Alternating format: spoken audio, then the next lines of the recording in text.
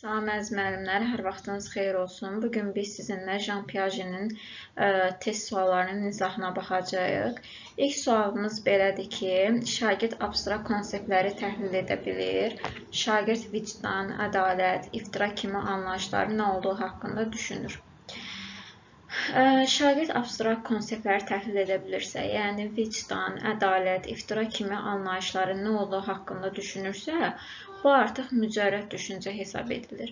Mücərrəd düşüncə də gözlə görə bilmədiyimiz, toxuna bilmədiyimiz anlayışlardır. Və iftiradır, ədalətdir, ləyaqətdir, tərbiyə və s. kimi anlayışlar nəzərdə tutulur. Şagird əgər bu cür anlayışları başa düşürsə, analiz edirsə, təhlil edirsə, buna deyilir abstrakt anlayış. Və abstrakt anlayışları düşünmək və təhlil etmək formal əməli mərhələyə aiddir. İkinci sualımızda yazılıb ki, cədvələ əsasın uyğunsuzluğu müəyyənləşdirin. Bu nə deməkdir? Yəni biz doğrudan yanlış olanı, yanlışda isə doğru olanı variant kimi götürməliyik. Sualda qeyd edilib ki, bu dövrdə olan uşaqlar əvvəlcə ətraf aləmdə baş verənlərə ancaq refleksiv reaksiya göstərir. Dostlar, refleksiv reaksiya ilkin əməldə deyil, hissi hərəkədədir. Bura qeyd edilib, hissi hərəkət. Ona görə, yəni bu yanlış olduğuna görə biz bunu variant kimi götürə bilərik. Biri götürək. 2-də bu dövrdə uşaqlar həddindən artıq ümumiləşdirmə məntiqi xatasına daha çox yer verirlər. Bəli, düzdür, bunu götürmürük. Yanlışda. Piaget'ə görə təlimin məzmununu öyrənənin inkişaf səviyyəsinə müvafiq olmalıdır. Bu fikir tamamilə düzdür. Piaget'in əsas prinsiplərindən biri də məzmunun mütləq şəkildə inkişaf səviyyəsinə uyğunlaşdırmaq idi. Ona görə bunu variant kimi götürə bilərik. Yəni düzgün kimi, yanlışda düzgün kimi. Dördüncü sualımızda deyir ki, Piaget'ə görə öyrənmə olmasa zehni inkişaf formalaşa bilməz. Xeyr, bu Vygotsky'yə aiddir. Vygotsky'nin biz izahına baxmamışıq. Daha sonra mən onu sizə izah edəcəm. Belə qeyd edeyim ki, Jean Piaget'ə görə birinci zihin formalaşmalı, sonra öyrənmə başlayır. Amma Vygotsky'də isə öyrənmə olmasa zihin formalaşa bilməz. Yəni bunların fərqi bundan ibarətdir. Bizim cavabımız oldu 1 və 3. Hansı fikir Jean Piaget'in zehni inkişaf mərhələləri nəzəriyyəsinə aid deyil? Uşaqlar bir işi özləri müstəqil şəkildə etdikdə onlarda öyrənmə prosesi baş verir. Bəli, düzdür. Uşaqlar müxtəlif yaş dövründə müxtəlif problem həll etmə bacarığını nümayiş etdirirlər. Bəli, müxtəlif yaş dövründə müxtəlif həll etmə bacarığı. Düzdür. Konkret əməli mərhələdə olan şagirdlər mühakiməyə əsaslanaraq fikirlərini formalaşdırırlar. Bu niyə düzdür? Konkret əməli mərhələdə məntiqi təfəkkür inkişaf edir. Məntiqi təfəkkür də inkişaf elədiyinə görə mühakiməyə əsaslanaraq fikrin formalaşdıra bilir. Ona görə bu da düzdür. Uşaqlar hansısa problemi həll etmək üçün pasiv şəkildə gözləyirlər. Xeyr, səhvdir. Piaget'ə görə uşaqlar hansısa problemi həll etmək üçün hər zaman aktiv şəkildə iştirak etməlidirlər. Ona görə bizim cavabımız D variantı. Y-yə də baxaq. İlkin əməli mərhələdə olan uşaqlara oyunlaşdırma vasitəsilə dərs keçmək məqsədə uyğundur. Bəli, düzdür. Cavab D variantı.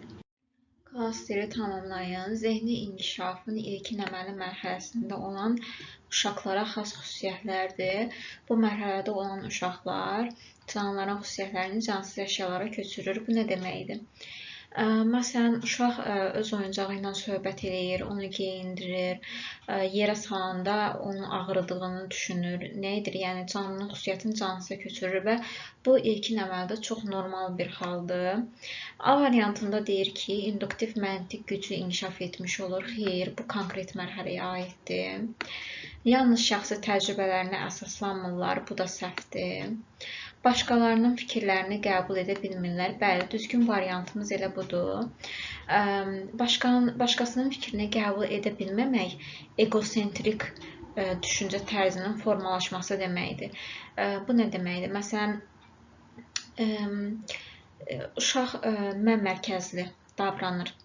valideynləri ayrılsa fikirləşir ki, onun yaramazlığına görə valideynləri ayrılır.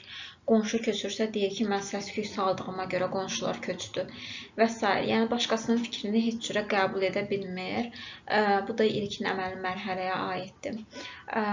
Daha sonra məsələn başqasının baş bucağını dərk eləməmək nədir? Onu sizə izah edeyim. Məsələn, uşaq şəkil çəkir və telefonda babası ilə danışanda babasına deyir ki, baba, mən nə gözəl şəkil çəkmişəm. Əslində, baba onu görmür. Amma uşaq fikirləşir ki, mənim gördüyümü hər kəs görür. Bu da başqasının başbucağını qəbul etməməkdir. D variantında proaktiv suallar üzərində dərin düşünürlər. Bu, dostlar, formala aiddir. Bu da çıxır. Egosentrik düşüncəyə malik olmalar xeyir, səhvdir. Deməli, bizim cavabımız oldu C variantı. Sual işarəsinin yerinə uyğun gələn cavabı müəyyənləşdirin. Deduktiv məntiqdən istifadə etmə bacarığı, mücərrəd düşünmə bacarığı, problemi sistematik şəkildə həll etmə bacarığı. Birinci sualımızda zaten bu var idi, mücərrəd düşünmə bacarığı. Cavabımız formal əməli mərhələsidir. 6-cı sualda deyir ki, bütün müstəqil dövlətlərin ərazisi toxunulmazdır. Bu, ümumi bir fikirdir. Azərbaycan da müstəqil dövlətdir. Deməli, Azərbaycan ərazisi də toxunulmazdır.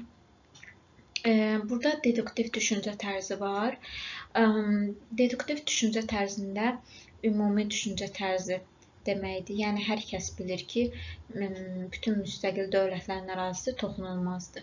Daha sonra ona nümunə gətirir ki, Azərbaycan da müstəqil dövlətdir. Azərbaycanın ərazisi də toxunulmazdır. Ona görə bizim cavabımız D variantıdır. Yəni, deduktiv düşüncə tərzi, baxın, 5-ci sualımızda da var. Formal əməli mərhələyə hesab olunur.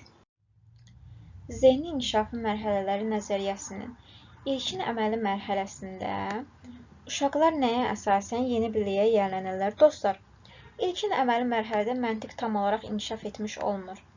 Məntiq konkret əməli mərhələdə inkişaf eləmiş olur. Bunu yadda saxlayın.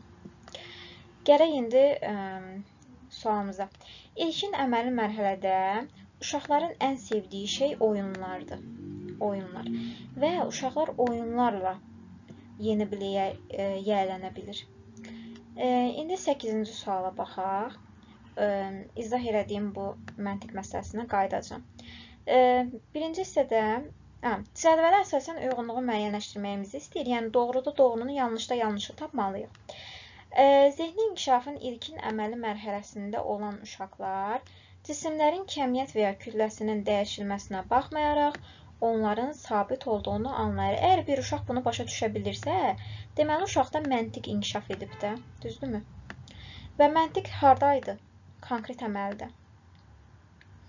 Əgər ilkin mərhələnin yerinə konkret yazsaydı, bunu düz götürmək olardı. İlkin əməli mərhələdə məntiq inkişaf eləmədiyinə görə tərkibin sabit qaldığını da uşaq anlaya bilməz. Bizim prezentasiyamızda nümunəmiz var idi, su nümunəsi. Dar və enli qaba deyək ki, 2 litr su tökülür. 2 litr. Və dar qabda olan suda 2 litr daha çox görsəndiyinə görə ilkin əməli deyəcək ki, dar qabda su daha çoxdur. Amma konkret əməli mərhələdə uşaq başa düşəcək ki, hər ikisində 2 litrdir. Heç bir fərqi yoxdur. Eyni baxın, buradakı kimi sabit qaldığını anlayır. Deməli, bir səhvdir. 2-yə baxaq. Zehni inkişafın formal əməli mərhələsində olan uşaq xəstə evladını sağaltmaq üçün dərman oğurlayan şəxs azadlıqdan məhrum edilməlidirmi kimi suala cavab axtarmağa çalışır. Ümumiyyətcə, hər hansısa bir suala cavab axtarılmağa çalışırsa, məntiqi şəkildə cavab axtarmağa çalışırsa, bu uşaqda formalı əməli mərhələsindədir deməkdir. Bunu nümunə vermişdik. Məsəl üçün, dinozavrlar artıq niyə yoxdur? Koronavirus necə yaranıbdır? Daha sonra iqlim dəyişiklikləri necə baş verir? Atalar sözlərinin məcazi mənasının dərk edilməsi, mücərrətlərin artıq dərk edilməsi, mücərrət fikirlərin və s. Bunlar hamısı formal əməliyə aiddir. Bunu konkretlə səhv salmayın. Konkretdə uşaq görür və başa düşür ki, nə sabitdir, nə sabit deyil.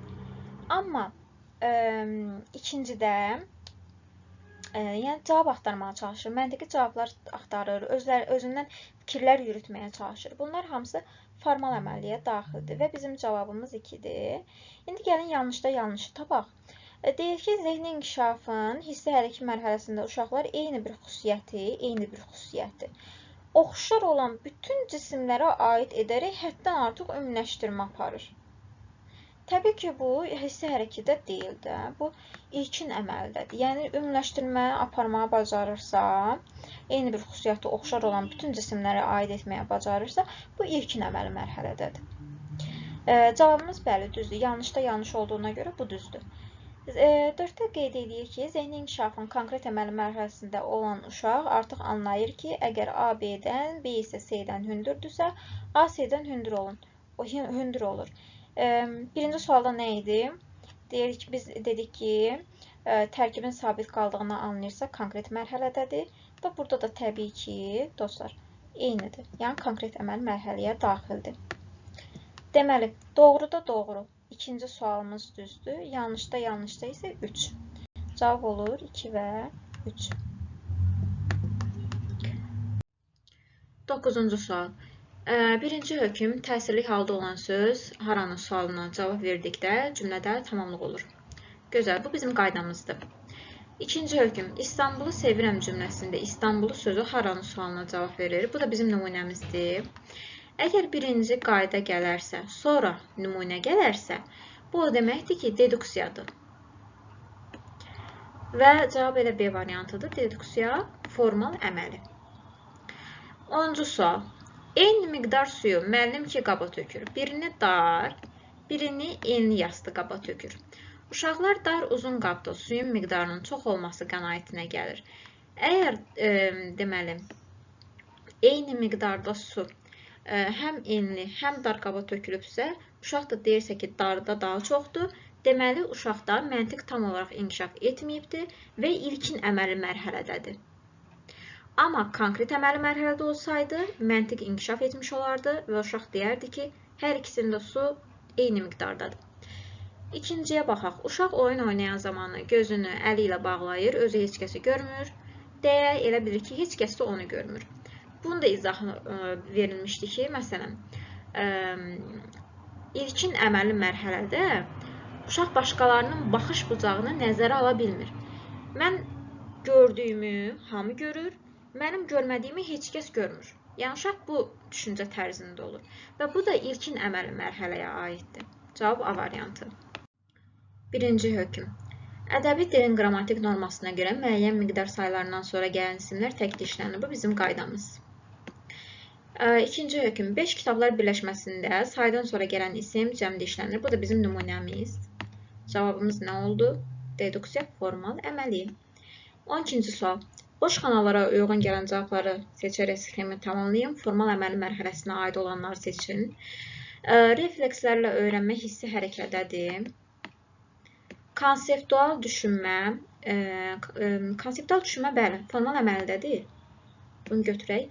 İnduktiv məntiq formalaşır. Bu, dostlar, konkretdədir, konkret əməldə. Çoxlu səhv ümumiləşmələr edir. Bu, ilkin əməli mərhələdədir. Əvvəlki sualımızda da var idi bu. Hipotetik düşünür, bəli, formal əməli. Prezentasiyada da sizə qeyd eləmişdim. Abstrakt düşünmə, hipotetik düşünmə formal əməliyə daxildir. Deməli, cavab oldu 2 və 5. Gözəl. 13-cü sual. Bu dövrdə uşaqlarda egosentrik düşüncə formalaşır. Egosentrik düşüncə 2-7 yaşı əhatə eləyir. Onlar özlərini dünyanın mərkəzində hiss edirlər, baş verən hadisələri özləri ilə bağlayırlar. Yəni, mən mərkəzçilik mövcuddur. 2-7 yaşda ilkin əməli mərhələdə idi. Bizim var egosentrik düşüncə tərzimiz, bir də var yetişkin egosentrik düşüncəmiz. Egosentrik düşüncədə təbii ki, uşaqlar başqasının baxış bucağını başa düşə bilmir. Hər şeyi özü ilə bağlayır. Amma yetişkin egosentrikdə artıq uşaq anlayır ki, hər kəsin fərqli baxış bucağı mövcuddur. Bunların da fərqi bundan ibarət idi. 14-cü sualımıza baxaq. Sual işarəsinin yerinə uyğun gələn cavabı müəyyənləşdirin. Xüsusi təcrübədən ümumi prinsiplər çıxardır. Əgər xüsusidən ümumiyə gediş varsa, bu onun konkretdə olduğunu göstərir.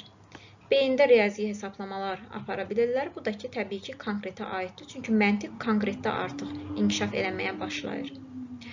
Cavab C variantı. 15-ci sual. Uşaq əşyalarını yoldaşları ilə bölüşmək istəmir. Hər şeyin ona məxsus olduğunu düşünür. Aha, məmləkətçilik var. Başqalarının yanaşmalarının fərqinə varmı? Bəli, baxış bucağı yoxdur. Və bu da egosentrik düşüncəyə aiddir. Egosentrik düşüncə hardadır? İlkin əməli mərhələmizdə. Yəni B variantı. 16-cı sual. Uşaq əlində olan əşyaları yerə atır və sonra həmin əşyanı geri istəyir. Əşya uşağa qaytarıldıqda o yenidən eyni davranışı təkrar edir. Bu hissə hərəkəyə aiddir. 0-2 yaş aralığı. Uşaq valideynlərin diqqətini cəlb etmək istəyir. Xeyr. Uşaq artıq anlayır ki, əşyalar onları görmədiyi halda da mövcuddur. Bəli, B variantı düzdür. C variantı. Uşaq bunu bilərəkdən valideyni qıcıqlandırmaq üçün eləyir. Xeyr, uşaq həmin yaşda başa düşmür heç qıcıqlandırmaq nə deməkdir. Əşyanın yerə dəyərkən çıxartdığı səs uşağın xoşuna gəlir. Xeyr. Uşaq əşyaları yerə ataraq onları sındırmağa çalışır. Xeyr, bu da səhvdir. Cavab B variantıdır. Uşaq televizorda sevimli cizgi filmini tapır, hər kəsdən ona baxmağını istəyir. Mən mərkəzçiliyi mövcuddur, egosentrik düşüncə tərzidir. Bunlar da olurdu, təbii ki, ilkin əməli mərhələdə. Mən baxıramsa, hamı baxmalıdır. Mən eləyirəmsə, hamı eləməlidir. Mən görürəmsə, deməli, hamı görür. Mən görmürəmsə, deməli, heç kim görmür. 2-də A variantı, ilkin əməli. Uşaq əlindən alınan əşyanın arxasınca boylanaraq onu geri istəyir. Bəli, uşaq bilir ki, əşya haradasa bir yerlərdə mövcuddur, onu istəyir. Bir də B variantıdır. Uşaq bir plastilin topunun yuvarlaq və yayılmış şəkildə eyni miqdarda qaldığını anlayır. Aha. Deməli, eyni miqdardadır və uşaq bunu anlayır. Anlamasa hansı idi? İlkin mərhələ. Amma anlayırsa, konkret əməli mərhələdir. Deməli, C variantıdır burada. Uşaq problemlə qarşılaşdığı zaman qaydalara uyğun hərəkət edir. Aha, deməli, uşaq artıq qaydalara riayət edir. Formal əməli mərhələ getdikcə artıq uşaqda inkişaf var. 4-də D variantı. 18-ci suala baxaq. Müəllim şagirdlərə məktəbdə davranış problemlərini həll etmək üçün layihə hazırlamağı tapşırır. Şagirdlər zehni inkişafın hansı mərhələsindədir? Aha, deməli, uşaq o qədər artıq inkişaf edib ki, problemləri həll etmək üçün uşaq layihə hazırlayır. Bu harda ola bilər? Təbii ki, formal əməli mərhələmizdə ola bilər. C variantı. Cədvələ əsasən uyğunluğu müəyyənləşdirin. Doğruda doğru, yanlışda yanlış tapılmalıdır. Piagetə görə deduktiv məntiq formal əməli mərhələdə formalaşır. Bəli, düzdür. Deduktiv məntiq xüsusi nəticəyə gəlmək üçün ümumi prinsiplərdən istifadə bacarığı tələb eləyir. Bəli, bu da düzdür. Yanlışda yanlış. İnduktiv məntiq ümumi nəticəyə gəlmək üçün xüsusi prinsiplərdən istifadə bacarığı tələb eləyir. Bəli, bu düzdür. Yəni, burada bir yanlışlıq yoxdur. Ona görə götürə bilmərik. Piaget'in zehni inkişaf nəzəriyyəsində konkret əməli və formal əməli mərhələlər məktəb yaşlı uşaqlara və yeniyetmələrə aiddir. Konkret əməli mərhələ Time'in kitabında da qeyd olunub ki, 7, 11 və 12 yaşı əhatə edir. 12 yaş. Formalı isə 11, 12 və 12 üstü yaş əhatə edir. Və hər ikisi də təbii ki, məktəb yaşı uşaqlara aid olduğuna görə bu da düzgün variantdır. Yanlışda bir yanlış olmadığına görə biz bunlara çıxırıq. Doğruda isə 1 və 2-ni götürürük. 20-ci suala baxaq. Uşaq yeni köçdüyü şəhərdə müşahidə edir ki, şəhərin bəzi sakinləri bazar günü dəniz kənarı parkda ailələri ilə birlikdə gəzintiyə çıxır. Bəziləri isə yoldaşları ilə müxtəlif oyunlar oynayır. O sakinlərin həyat tərzi haqqında belə bir fikrə gəlir ki, onlar həftə sonlarını açıq havada keçirməyə üstünlük verirlər. Piaget'in zehni inkişafın mərhələləri nəzəriyyəsinə görə bu mühakiməni edən şagird zehni inkişafın hansı mərhələsindədir? Burada gördüyümüz kimi uşaq bilmədiyi bir şeyi müşahidə etməyə başlar, yəni xüsusilik var. Daha sonra haradaydı o? Daha sonra fikrə gəlir ki, belə bir fikrə gəlir ki, yəni ümumiləşdirmə aparır. Ümumiləşdirmə. Və bu da konkret əməli mərhələdədir. Görürsünüz, uşaq artıq fikirləşir, müşahidə edir, bir qərara gəlir. Bunlar hamısı konkret əməldə baş verir. 21-ci sualın birinci hökmündə qeyd olunur ki, orqanik məhsulların tərkibində insan orqanizmi üçün faydalı elementlər var. Xüsusilik. Qidaların bir çoxu doyumlu olsa da, amma insan orqanizmi üçün heç bir faydası yoxdur. Burada da xüsusilik var. Nəticədə, deməli, heç də bütün qidalar insan üçün faydalı deyil. Axırda da bir dənə ümumiləşdirmə veribdir. Bu ümumiləşdirmə əgər birinci hökmdə gəlsəydi, desəydi ki, heç də bütün qidalar insan üçün faydalı deyil, sonra xüsusi gəlsəydi, biz götürə bilərdik formal əməlini. Amma burada xüsusi, axırda da ümumiləşdirmə aparılıb deyə biz bunu konkret əməli mərhələ kimi götürməliyik. 22-ci sual. Jean Piaget'ə görə zehni inkişafı mərhələləri nəzəriyyəsinin hansı mərhələsində müharibənin müsbət tərəfi varmı kimi suallar ətrafında müzakirənin təşkili şagirdlərin marağına səbəb olur. Yenə burada bir sual verilibdir və həmin suala da məntiqi şəkildə uşaqların düşünərək cavab verilməsi istənir. Bu da təbii ki, formal əməl mərhələyə aiddir. Müəllim şagirdlərə keçirilən bölməyə aid test tapşırıqları hazırladığını bildirir. Bu zaman şagirdlərdən biri düşünür ki, həmin bölmədə feilin şəkilləri ilə bağlı mövzular keçmişik. Deməli, müəllim feilin şəkillərinə aid də testlər tərtib edəcək. Deməli, şagird əvvəlcədən bilir ki, belə bir mövzu keçirilibdir və testdə də bununla bağlı suallar ola bilər.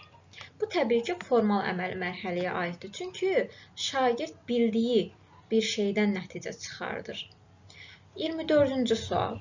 Birinci hökm göyərçin quşdur və uça bilir. İkinci hökm dəvə quşu isə quş olsa da uça bilmir.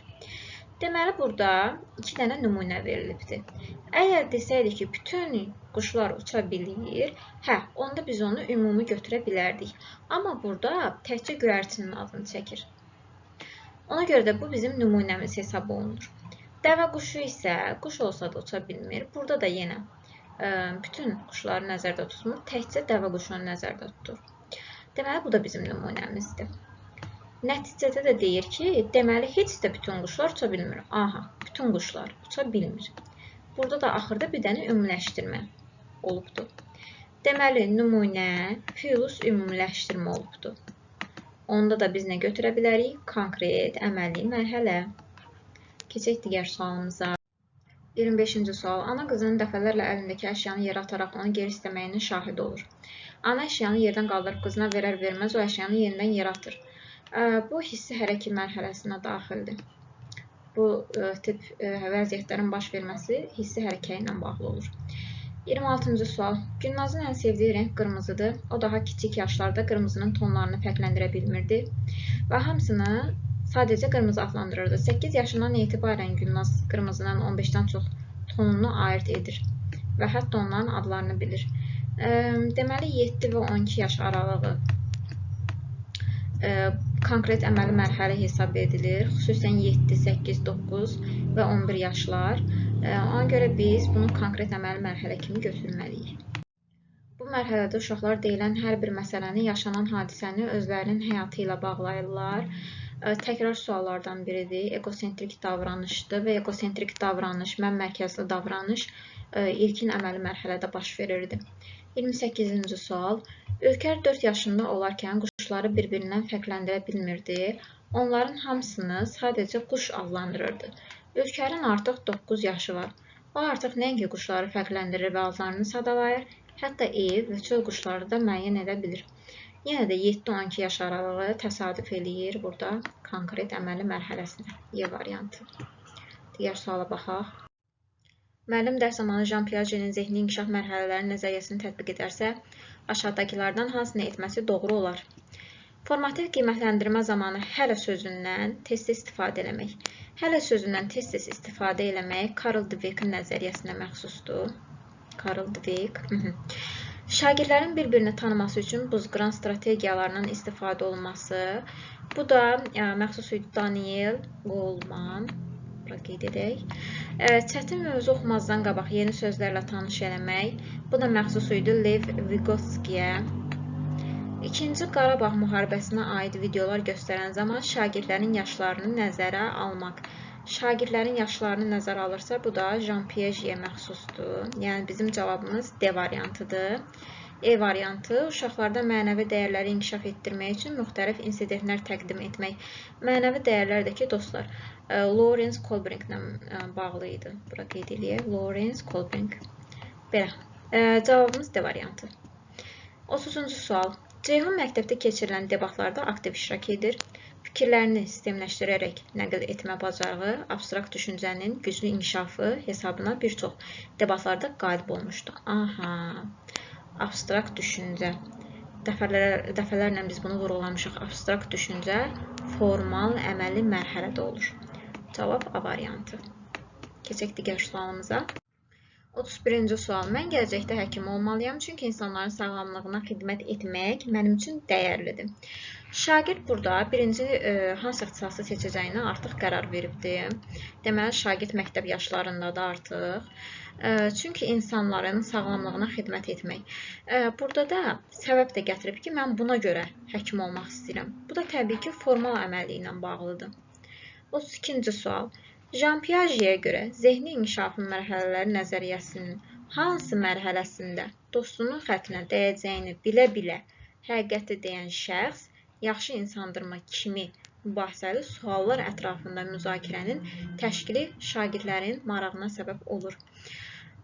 Mübahisəli sualımız var və bura qədər də əgər izah izlənibsə, məncə cavabı siz elə bilirsiniz. Formal əməli. Mübahisəli suallar varsa, bununla bağlı cavablar tapılmağa çalışırsa, təbii ki, bu artıq formal əməli hesab olunur. Digər suala baxaq. Sənətə olan həvəsimin ardınca getsəm və peşəkar rəssam olsam necə olar? Özümü yaradıcılıq cəhdləri ilə ifadə etməklə cəmiyyətə nə dərəcə faydalı ola bilərəm kimi suallar ətrafında düşünən uşaq təbii ki, 12 yaşdan yuxarı olar və 12 yaşdan yuxarıda hardadır? Formal əməli mərhələdə. 34-cü sualımız. Birinci hökm. Çoxnövlü intellekt nəzəriyyəsinə görə sözlərlə düşünən uşaqlar verbal lingvistik intellektə malik olurlar. Burada bizə bir qayda verilib ki, belədir. Sonra bizə bir dənə nümunə verilib. Baxın, şagirdlərdən biri. İkinci hökmdə şagirdlərdən birinin şifahi və yazılı nitqi digərlərindən seçilir. Burada bizə nümunədir. Axırda da nəticəsinə gəlib ki, deməli, Gartner nəzəriyyəsinə görə şagirddə verbal lingvistik intellekt üstünlük təşkil edir. Deməli, qayda və nümunə olanda nə olurdu? Təbii ki, formal əməli. Formal əməldə də deduktiv. Keçək digər sualımıza. Niyə Jean Piaget-in zehni inkişafın mərhələləri nəzəriyyəsinin ilkin əməli mərhələsində olan uşaqlar mülahizəsində çoxlu səhv ümumiləşmələr edir, dərin biliyə malik olduğuna görə? Xeyr, dərin biliyə malik olsa çoxlu səhv ümumiləşmə eləməz axı. Böyüklərin təlimatlarına qulaq asmadığına görə bu da səhvdir. Məhdud təcrübələri olduğuna görə, bəli, cavabımız budur. Çünki ilkin əməli mərhələdə məhdud təcrübələr olur və bu məhdud təcrübələr olduğuna görə də uşaq çoxlu səhv edə bilər. Bu normal bir haldır. Yəni, çoxlu səhv ümumiləşmə edə bilər. 36-cı sual. Azərbaycan ədəbiyyatında ilk komediya Molla İbrahim Xəlil Kimyagərdir. Bu nümunə olaraq göstərilib ki, ilk komediyamız budur. Bu əsəri Mirzə Fətəli Axundov yazıb. Deməli, ədəbiyyatımızda ilk komediya yazan Mirzə Fətəli Axundovdur. Sonda da nəticəyə gəlir ki, Mirzə Fətəli Axundov yazıb. Bu təbii ki, konkret əməlidir. Amma belə olsaydı, məsələn, birinci gəlsəydi ki, ədəbiyyatımızda ilk komediya yazan Mirzə Fətəli Axundovdur. Sonra yazsaydı ki, ədəbiyyatda ilk komediya İbrahim Xəlil Kimyagərdir. İkinci hökm kimi göstərək bunu. İlk komediya. Belə yazsaydı, formal əməli götürmək olardı, deduktiv götürmək olardı. Amma burada belə yazılmayıb baxın. Burada nümunə, axırda da başa düşürük ki, ilk komediya yazan həmin şəxsdir. Ona görə də konkret əməli mərhələ, yəni induktiv hesab edilir. İlkin əməli mərhələdə olan şagirdlərin inkişafı üçün hansı fəaliyyətləri etmək effektiv olar? İlkin əməldə olan şagirdi mən inkişaf elətdirmək istəyirəmsə, əvvəlki sualımızda da bu var idi. Daha çox oyuna meyilli olur bu uşaqlar və oyunla da inkişaf elətdirmək mümkündür. Ona görə biri düz götürə bilərik. Uşaqlar bir araya gəlib, musiqi alətləri ilə oynadıkları sosial fəaliyyətləri həvəsləndirmək. Baxın, oynadıkları. 2. Rollu oyunlara cəlb etmək, bu da düzdür. Təbii ki, rollu oyunlara da cəlb edərək biz inkişaf etmələrinə səbəb ola bilərik. Müsbət və mənfi obrazların müzakirəsi. Baxın, müzakirə var. Bu daha çox konkret əməli mərhələyə uyğundur. Ona görə bunu götürə bilmərik. Üzünüzü əl ilə örtərək gizləmə. Bəli, bu ilkin əməli mərhələyə aiddir. Amma üzünüzü əl ilə örtərək gizlənirsiniz. Yəni, uşaq burada necə inkişaf edə bilər ki? Yəni, məntiqə sığmır axı. Burada inkişaf yoxdur. Ona görə bizim cavabımız 1 və 2-dir. Cavab A variantı. 38-ci sual. Uşaq düşünür ki, əgər bir sırada düzülən cisimlər arasında məsafəni böyütsək, cisimlərin sayı artar. Məsafəni böyütsək, cisimlərin sayı artmır. Məsələn, qəpik nümunəmiz var idi bizim. Birinci qəpiyimiz, ikinci qəpiyimiz, üçüncü qəpiyimiz. Bunu düzdüm. İndi aralı düzürəm. Baxın, birinci qəpik, ikinci qəpik, üçüncü qəpik. Siz uşağa desəz ki, hansı daha çoxdur? Uşaq deyəcək ki, ikinci. Deyəcək, ikinci sırada düzdüyün daha çoxdur. Və burada da demək olar ki, eyni şeydir. Baxın, deyir, məsafəni böyüsək, cisimlərin sayı artır. Xeyr, artmayacaq.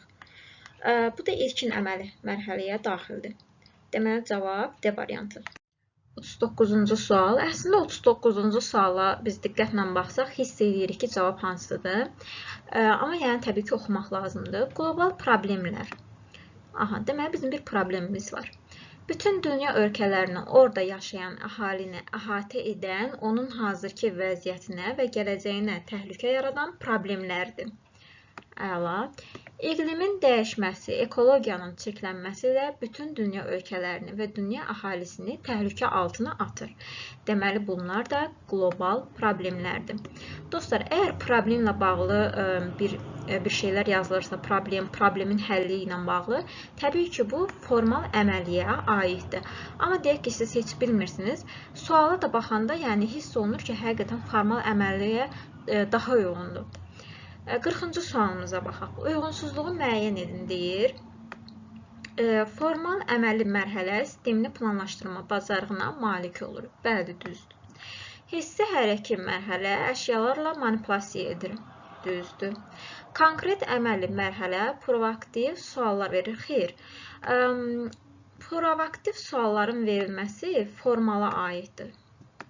Formal. İlkin əməli mərhələ məhdud sayda təcrübə olduğundan ümumiləşdirmələr aparır. Bəli, məhdud sayda. Əvvəlki sualımızda da bu var idi. İlkin əməldə olan uşaqda məhdud sayda təcrübələr olur. Bu düzdür. Konkret əməli əşyaların növlərini fərqləndirir. Bəli, əvvəlki mərhələlərdə canlı ilə cansızı uşaq ayırd edə bilmirdi. Amma konkret əməli mərhələdə əşyaların növlərini fərqləndirir. Uşaq bilir ki, nə canlıdır, nə cansızdır. Bu da düzdür. Cavab C variantı. Digər sualımıza baxaq. Dostlar, birinci sizə onu qeyd edeyim ki, əgər şagird əvvəlcədən bildiyi bir məlumatdan nəticəyə gəlirsə, bu təbii ki, formal əməlidir. Amma bilmədiyi bir məlumatdan nəticəyə gəlirsə, yəni sonradan bildiyi məlumatdan, bu təbii ki, konkret əməli mərhələdir. Gəlin sualımıza baxaq. Müəllim sinifə gec gələn şagirdi danladıqdan sonra digər şagird yoldaşı düşünür ki, müəllim dərsə gecikməyi xoşlamır. Deməli, dərsə gecikmək olmaz. Bu da bizim nəticəmizdir, düzdürmü?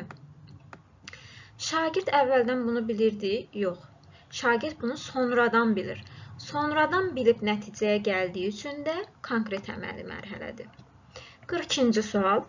Hansı xüsusiyyət ilkin əməli mərhələyə aiddir? Bu mərhələnin sonunda əşyanın mövcudluğu haqqında fikir formalaşmış olur.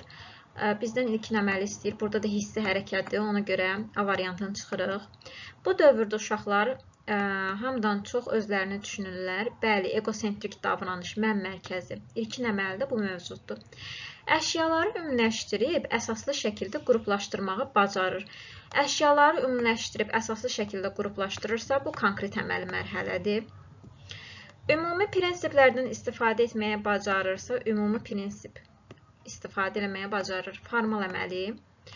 Şagirdlərin təhlil etmə bacarığı formalaşır. Bu da təbii ki, konkret əməli mərhələyə aiddir. Cavab olur B variantı. Jean Piaget'ə görə hansı fikir doğrudur? Müəllim şagirdlərə informasiyanı hazır şəkildə verməlidir.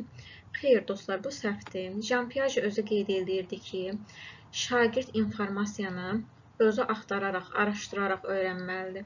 Çünki biz ona hazır şəkildə informasiya versək, biz onun inkişafına mane oluruq.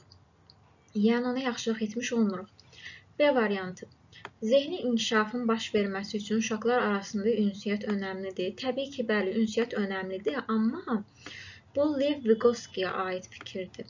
Piaget'ə aid fikir deyil, ona görə bunu da çıxırıq. Zehni inkişaf uşaqlarda düşünmə, problem həll etmə bacarıqlarında müşahidə olunur. Bəli, düzdür və Piaget'in fikridir.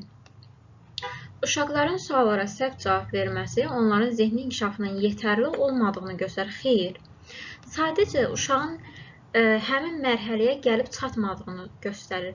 Müəyyən mərhələyə qədər uşağın suallara səhv cavab verməsi normal haldır. Bunu da çıxırıq. Öyrənmə prosesi zehni inkişafdan əvvəl gəlir. Bəli, öyrənmə prosesi zehni inkişafdan əvvəl gəlir. Amma Lev Vygotsky bunu deyir. Jean Piaget'də belə bir fikir yoxdur. Jean Piaget deyirdi ki, birinci zehin inkişaf etməlidir ki, sonra öyrənmə prosesi baş versin. Cavab eləyir C variantı. 44-cü sual. Şagirdlərdə milli mənəvi hisslərin formalaşması üçün dövlət bayramlarının keçirilməsi mühüm rol oynayır. Bu bizim əvvəldən bildiyimiz məlumatdır. Baxın, məlumatı əvvəldən bilirik. Deməli, məktəblərdə bütün dövlət bayramlarını üçün tədbirlər təşkil etmək lazımdır. Sonra da belə bir nəticəyə gəlir. Əvvəl bildiyi məlumatdan nəticə çıxardırsa, bu nə olur? Formal əməli. Bəs əvvəl yox, sonradan öyrəndiyi məlumatdan nəticə çıxarırsa, konkret əməli. Düzdür. 45-ci suala baxaq. Şagird heyvanlar haqqında video çarxa baxır və onların dünyaya necə faydalı olduğunu görür. Əvvəldən şagird bilirdi bu məlumatın faydalı olduğunu. Yox, video çarxa baxandan sonra bu qənaətə gəlir də, düzdürmü? Yəni, sonradan bildiyi məlumatdır. Baxın, bura qeyd edirəm ki, sonradan bildi. Sonradan bildiyi məlumatdan da nəticəyə gəlir ki, bütün heyvanlara qarşı qayğıkeş və mərhəmətli olmaq lazımdır. Deməli, hansı variant oldu? Konkret əməli. 46-cı sual. Bütün canlıların məhdud ömrü var. Əvvəldən bildiyim məlumatdır. Bitkilər də canlıdır. Lap gözəl. Deməli, onların da ömrü məhduddur. Əvvəldən bildiyim məlumatdan bir dənə nəticəyə gəlirəm. Cavab hansı olur? Formal əməli. Deməli, sonradan bildiyim məlumatdan nəticəyə gəlirəmsə konkret əməli, əvvəldən bildiyim məlumatdan nəticəyə gəlirəmsə formal əməli. Verilən rəng tonlarını qruplaşdırmaq tapşırığı Jean Piaget'ə görə idraki inkişafın hansı mərhələsindən etibarən şagirdlərə təqdim etmək olar? Verilən rəngin tonlarını qruplaşdırmaq 7-12 yaş arası baş verən bir prosesdir. Və əvvəlki sualımızda da var idi, 8 yaşla bağlı bir rəng sualı var idi. Yəni, konkret əməlini biz götürə bilərik. Verilən rəng tonlarını qruplaşdırmaq konkret əməliyə aiddir. Orqanlar sistemi müəyyən həyatı, prosesləri tənzimləyən orqanlar qrupudur. Əvvəldən bildiyim bir qaydadır, bir məlumatdır. Əzələ sistemi sümüklərlə birgə bədənin hərəkətini təmin edir. Deməli, əzələ sistemi də orqanlar qrupuna daxildir. Baxın, qayda gəlib. Axırda da bizə bir dənə nümunə veribdir. Mən sizə nə demişdim? Demişdim, qayda sonra nümunə olarsa, təbii ki, biz onu deduktiv götürməliyik. Ona görə də cavab A variantı eləyir. Yəni, əvvəl qayda, sonra nümunə gələrsə, əvvəldən bildiyimiz bir məlumatdan yola çıxaraq bir nəticəyə gəliriksə, bu eləyir deduktiv düşünmə, yəni ki, formal əməli. Digər sualımıza baxaq. 49-cu sualın birinci hökmünə baxırıq.